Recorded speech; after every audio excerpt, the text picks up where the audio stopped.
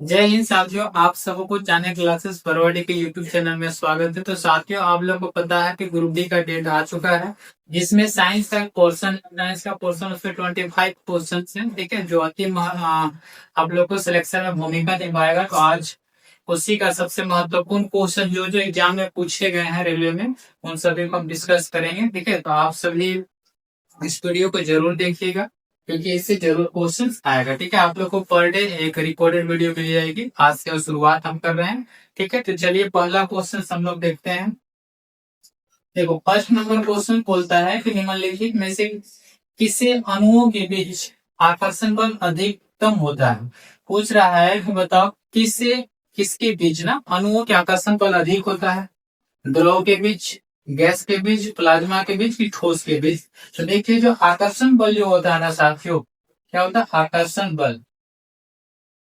आकर्षण बल की बात करें, आप इसको याद कर लीजिएगा। आकर्षण बल होता है सबसे ज्यादा किसमें?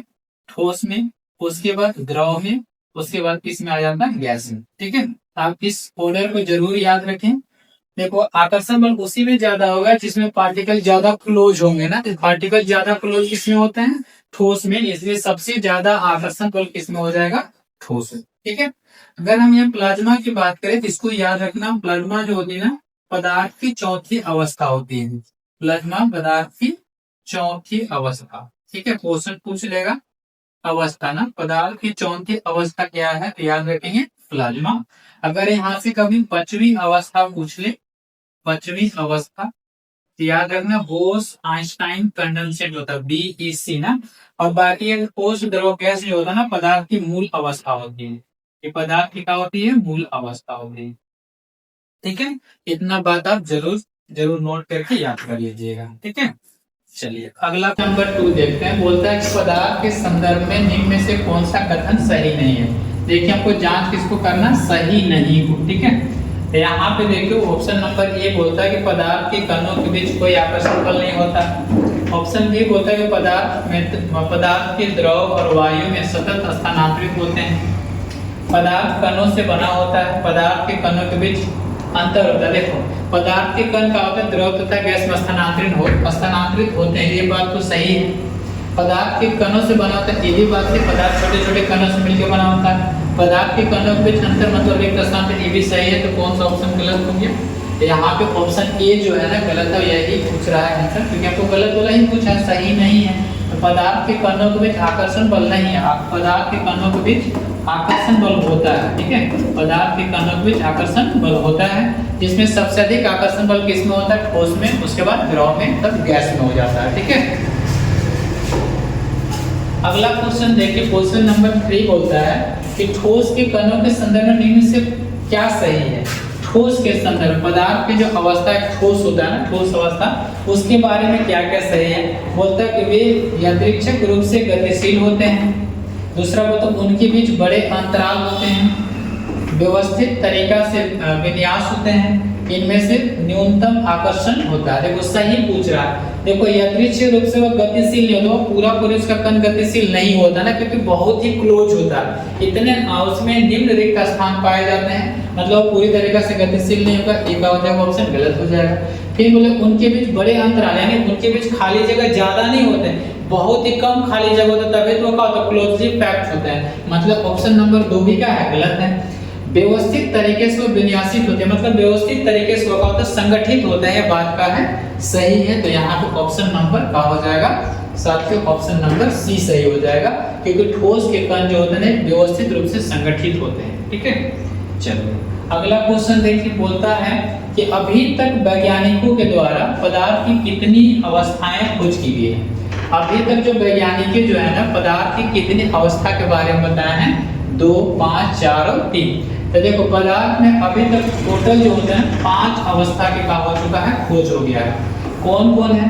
तो पहला ठोस, दूसरा द्रव, तीसरा को हम लोग क्या बोलेंगे? गैस, चौथा को हम लोग क्या बोलते हैं? प्लाज्मा, और पांचवा को क्या बोलेंगे? BEC, बोस आइंस्टाइन कंडेंसेट ना। ये 3 जो होते हैं ना, पदार्थ की मूल अवस्था होती है, इसको हम लोग क्या बोलते हैं? मूल अवस्था। मतलब शुरुआत में ये तीनों को पता चला था, बाद में पदार्थ की चौथी अवस्था का पता चला, जिसको प्लाज्मा जो है ना कैसी अवस्था है, यह चौथी अवस्था है, ठीक। और BEC कैसी अवस्था है, तो पांचवी अवस्था, ठीक है। अब प्लाज्मा की चौथी अवस्था पूछ देता है कहाँ पे पाया जाता है, तो सूर्ययम तारों में, सूर्ययम किसमें, तारों में, ठीक है। तो सूर्ययम तारों में जो होता है ना, कौन सी अवस्था होती है, प्लाज्मा अवस्था। और सूर्य का जो ईंधन जो प्रकाश मिलता है हमें प्लाज्मा अवस्था के कारण ही क्या मिलता है, प्रकाश। चलो अगला क्वेश्चन पूछ रहा है कि विसरण अत्यधिक तीव्रता से होता है। विसरण का मतलब क्या होता है, दो गैसों का आपस में मिलना, ठीक है। दो गैसों का आपस में मिल जाना क्या कहलाता है, विसरण। तो बता ठोस में अधिक, द्रव में, गैस में कि प्लाज्मा में, तो सबसे ज्यादा किसका विसरण होगा, फैलाव सबसे ज्यादा किसका होता है, तो पता है कि सबसे ज्यादा फैलाव किसका होता है, गैस का। तो विसरण सबसे अधिक किसका हो जाएगा, गैस का। तो ऑप्शन नंबर सी। अगर हम विसरण की बात करें तो सबसे ज्यादा किसका होता है, गैस का, उसके बाद द्रव का, तब उसके बाद किसका हो जाएगा, ठोस का। मतलब ठोस का नहीं के बराबर होता है, ऐसे आपको याद रखना कि सबसे ज्यादा गैस का, द्रव का, उसके बाद ठोस का, ठीक है। चलिए अगला क्वेश्चन अगर हम लोग देखें, क्वेश्चन नंबर 6 बोलता है निम्नलिखित में से कौन सा कथन गलत है।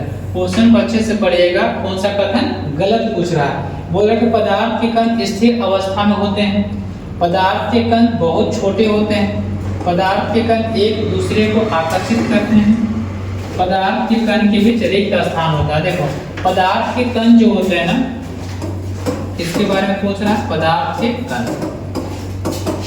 अगर हम बात करें पदार्थ के कण ना बहुत ही छोटे होते हैं, ठीक है। पदार्थ के कण का होते हैं बहुत ही छोटे होते हैं, ये भी सही है, यानी कण कैसे होते हैं, छोटे होते हैं। दूसरा चीज कण हमेशा गतिशील होते हैं, कण हमेशा क्या हो जाएगा, गतिशील। यहाँ पे देखो पदार्थ के कण स्थिर अवस्था में होते हैं, नहीं, पदार्थ के कण क्या होते हैं, गतिशील होते हैं। यही गलत कथन पूछा था। ऑप्शन नंबर का सही हो जाएगा साथियों, ऑप्शन नंबर ए ही सही हो जाएगा ना, क्योंकि पदार्थ के कण हमेशा क्या होते हैं, गतिशील होते हैं, ठीक है। पदार्थ के कण एक दूसरे को आकर्षित भी करते हैं, ठीक है। पदार्थ के कण एक दूसरे को आकर्षित करते हैं, ठीक है, सही है। पदार्थ के कण के बीच का होता है रिक्त स्थान जो होता है वो सही है। सबसे ज्यादा आकर्षण कौन करेगा, ठोस। तो सबसे ज्यादा रिक्त स्थान किस में होता है, तो गैस में होता है ना। अगर हम रिक्त स्थान की बात करें तो सबसे ज्यादा रिक्त स्थान किस में होता है, गैस में, उसके बाद द्रव में, उसके बाद, ठीक है। आप रिक्त स्थान के बारे में जरूर याद रख लें क्योंकि वो भी क्वेश्चन पूछ ले। अगर हम सातवां की बात करें, बोलता है कि मिश्रण में प्राकृतिक में हो सकता है। देखो मिश्रणें जो होती है ना प्राकृतिक में हो सकती है, कैसे हो सकती है, क्या क्या रूप में हो सकती है, समांगी में हो सकती, विषमांगी में हो सकती, समांगी विषमांगी दोनों या शुद्ध पदार्थ ना। देखो समांगी मिश्रण हम लोग उसको बोलते हैं जिसमें क्या होता है, जैसे मान के देखो नमक और पानी का सॉल्यूशन बना लो, जैसे क्या कर दिए, नमक लगा दिए, इसमें डाल दिए और साथ ही साथ हम क्या डाल दिए, पानी। तो यहाँ पे पूरी तरीका से वो घुल जाएगा, ठीक है। जब सोल्यूट और सॉल्वेंट पूरी तरीका से घुल जाते हैं ना, तो उसको हम लोग बोल देते हैं समांगी मिश्रण। क्या बोल देते हैं, समांगी मिश्रण। अब विषमांगी का मतलब होता है जब सोल्यूट और सॉल्वेंट पूरी तरीका से ना घुले। जैसे अगर हम इसका अगर मिश्रण बना दें, पानी ले लें और साथ ही साथ क्या डाल दें, बालू डाल दें, पानी के साथ क्या डाल दें, सैंड यानी बालू। पानी और बालू का जब मिश्रण बनाएंगे तो पानी और बालू तो आपस में नहीं घुलेगा, तो इस स्थिति में क्या हो जाएगा, विषमांगी हो जाएगा।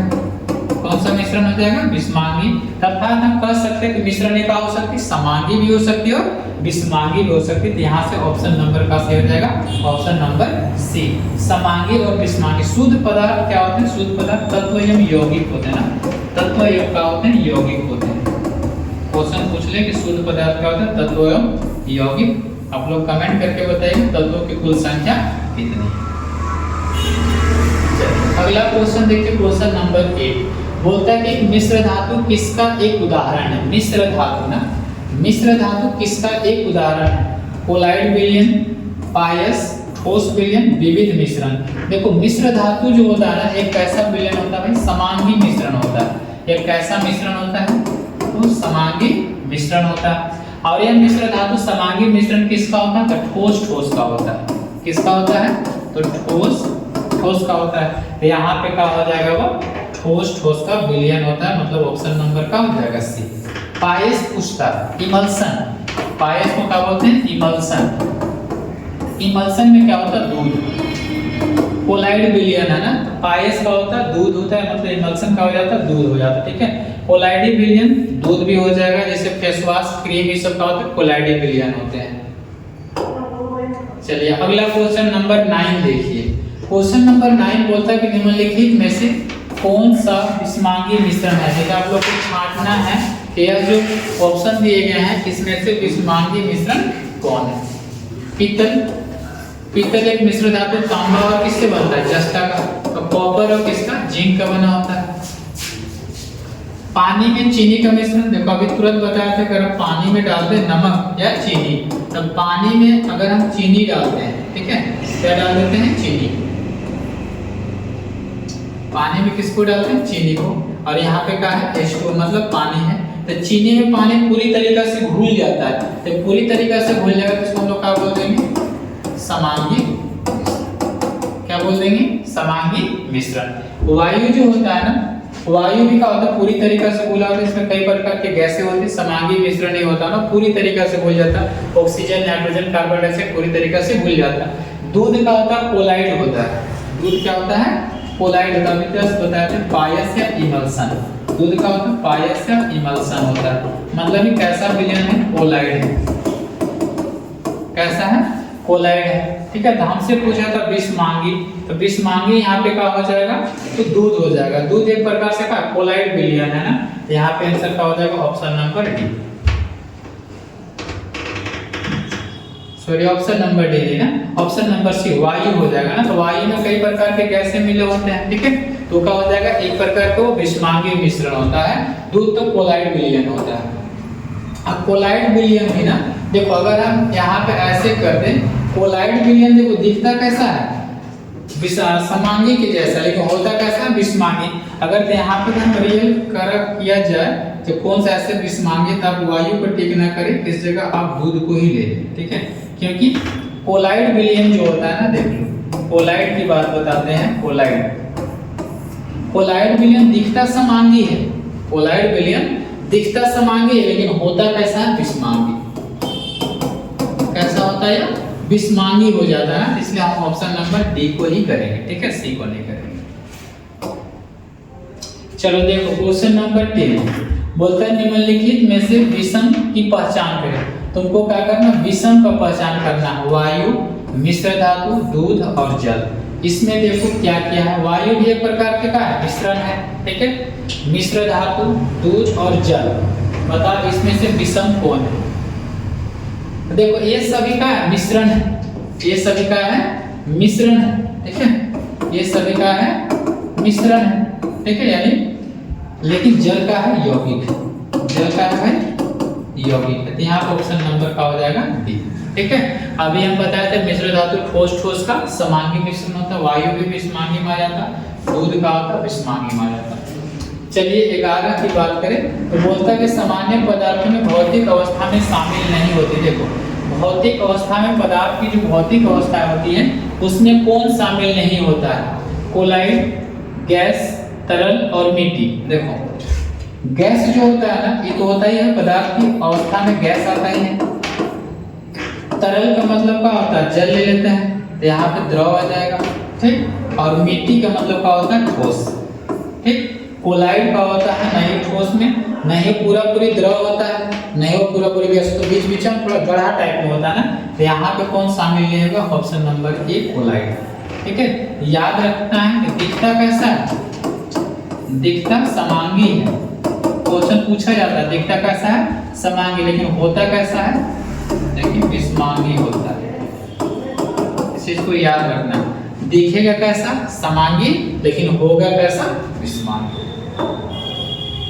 चलिए क्वेश्चन नंबर 12 देखिए, बोलता है वह विजातीय मिश्रण जिसमें विलय के कण घुलते नहीं हैं बल्कि पूरे माध्यम में निलंबित हो जाते हैं। देखो जब पूरे कण नहीं घुलेंगे, निलंबित का मतलब होता है नीचे तली पर जमा हो जाना, तो वह जमा हो जाता है तो वह क्या कहलाता है, असंतृप्त विलयन, सस्पेंशन सॉल्यूशन, कोलाइड की संतृप्त। सस्पेंशन को ही हम लोग क्या बोलते हैं, निलंबन ना, निलंबन विलयन, इसी को हम लोग क्या बोलते हैं, निलंबन विलयन बोलते हैं। ठीक है, तो असंतृप्त विलयन का मतलब क्या होता है? आवश्यकता से कम घुला हुआ पदार्थ। अगर मान के चलो हमें शरबत बनाना, अच्छा शरबत बनाने में अगर 250 ग्राम चीनी की जरूरत है, लेकिन हम उसमें 100 ग्राम चीनी डाल दें, मतलब जितना आवश्यकता था उससे हम कम डाले हैं, तो उसको बोलेंगे असंतृप्त विलयन। ठीक है, सस्पेंशन या निलंबन का मतलब होता है पूरा पूरी पदार्थ घुला नहीं है, जो घुला नहीं वो पदार्थ तल्ली में क्या होगा? निक्षेपित हो गया है। कोलाइड पता है कि सॉलिड टू सॉल्वेंट मिल जाता है, इसमें क्या होता है? कोलाइड संतृप्त यानी आवश्यकता के अनुसार घुला हुआ है। हमें पूछकर निलंबित बने रहता है, तो निलंबित जो बना रहता है उसी को हम लोग क्या बोलते हैं? निलंबन विलयन अर्थात सस्पेंशन सॉल्यूशन। तो ऑप्शन नंबर का सही हो जाएगा, ऑप्शन नंबर बी सही हो जाएगा। ठीक है, क्या सही हो जाएगा? Option number B. तो साथियों आज हम लोग 12 जो क्वेश्चन था, जो महत्वपूर्ण क्वेश्चन था, आज हम लोग की, कल से हम लोग हर एक वीडियो में 20 से 25 क्वेश्चंस करेंगे। तो फिर मिलते हैं आप लोग के अगले वीडियो में। अगर क्लास अच्छा लगा साथियों तो वीडियो को लाइक शेयर जरूर करना, अपने दोस्तों पर जरूर से जरूर शेयर करें। आप लोगों को पर डे एक साइंस का मिलेगा। ठीक है, और हम लोग रात में तो मैथ और जीके जीएस पढ़े रहे, दिन में जीके जीएस होता है और रात में हम लोग मैथ पढ़ते हैं। ठीक है साथियों, तो फिर मिलते हैं कल अगले वीडियो में।